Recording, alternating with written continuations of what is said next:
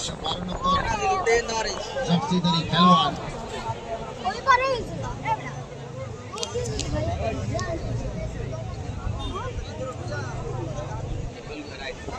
দুর্দান্ত একটা ম্যাচ।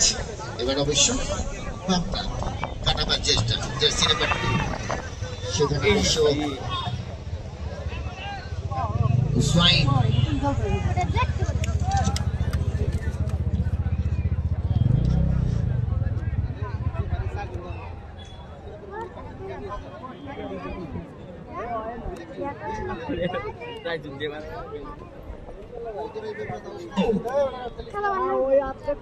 দশ নম্বর জার্সি খেলোয়াড় চরমানের রাব্বি হাসান, তার পায়ে লেগে চলে গেল টাচলাইনের বাইরে।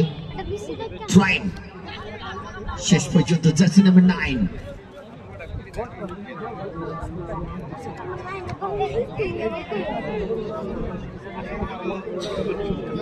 দারুণ ম্যাচ। ট্রাইন ছোট্ট করে back pass, jersey number 7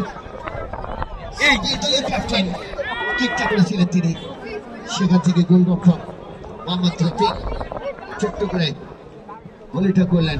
back pass square left wing এর জায়গায়, সেখান থেকে ভুল পাস, জার্সি নাম্বার 9 ভুল পাস, সেখান থেকে আর পোস্টার কিঞ্চিত চলে গেল গোল লাইনের বাইরে, সেখান থেকে গোল কিক আসবে।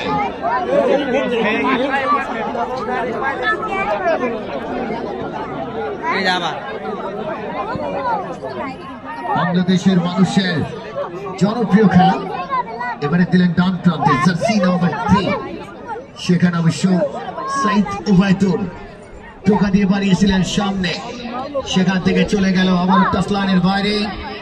অর্থাৎ ট্রেন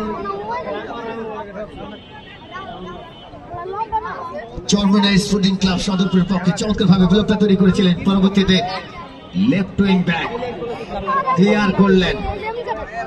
চমৎকার একটা ম্যাচ, অসাধারণ, প্রচুর দর্শক এই টুর্নামেন্টটাকে আসলে সফল করছেন দর্শকরা। আমি মনে করি টুর্নামেন্ট কমিটির সার্থক, হাজার হাজার দর্শকরা তারা মাঠে এসে খেলা দেখছেন, ফুটবলের প্রেমে পড়ে গেছে এই শিবচরের মানুষ, মাদারীপুরের মানুষ, পাঁচচরের মানুষ। লম্বা করে ট্রেন, সেখান থেকে জার্সি নাম্বার 6 সুজন কিক নিয়েছিলেন, দলনায়ক সামিউল রাখতে পারেননি, সেখান থেকে রিয়াজুলের হেড দিলেন ডান প্রান্তে জার্সি নাম্বার 3 সাইদ